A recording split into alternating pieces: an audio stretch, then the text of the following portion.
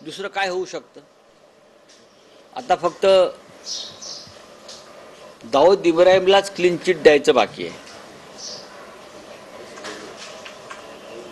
हे सरकार जे आहे, हे सरकार महाराष्ट्रातला असो किंवा दिल्लीतला असो, वळून टाकलेले सगळे भ्रष्टाचारी आपल्या पक्षात घेत आहे. आणि आमची ताकद किती वाढली आहे हे असं बेडकी दंडाची फुगवून दाखवत आहे. या सगळ्या लोकांवरती भ्रष्टाचारासंदर्भात कारवाई करा, ईडी सीबीआयचे खटले दाखल करा किंवा केले. त्याच्यामध्ये वायकर सुद्धा आहेत. वायकर तर घाबरून पळूनच गेले ना. वायकर हे घाबरून पळूनच गेले ईडी आणि सीबीआयला. हेच केस, याच खटल्यांमुळे आता त्यांना क्लीन चिट दिली. दुसरं काय होऊ शकतं या सरकारमध्ये? मोदींच्या किंवा महाराष्ट्रातल्या फडणवीसांच्या सरकारमध्ये हे का कायद्याचं राज्य आहे का? याचा अर्थ असा आहे, तुम्ही आमच्या लोकांवरती खोटे खटले दाखल केलेत, खोटे गुन्हे दाखल केलेत, त्यांच्या मनात भीती निर्माण केली आणि आपल्या पक्षात जोडलं. हे तुम्ही मान्य करा.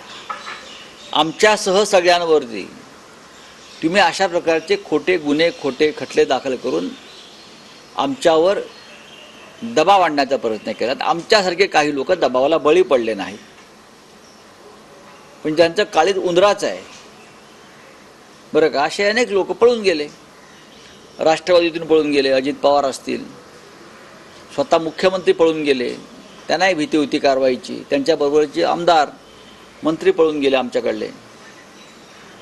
असे अनेक लोक गेले दिल्लीत आणि महाराष्ट्रात. त्यातले वायकर एक आहेत ना. हे काय बोलणार सर? त्यांनी मान्य केलं पाहिजे भाजपने की आम्ही यांच्यावर खोटे गुन्हे दाखल केले होते भीती निर्माण करण्यासाठी. मग आता का मागे घेतले तुम्ही? आमच्यावरचे सुद्धा घ्या ना. नवाब मलिकवरचे घ्या, प्रफुल्ल पटेलवरचे घेतले.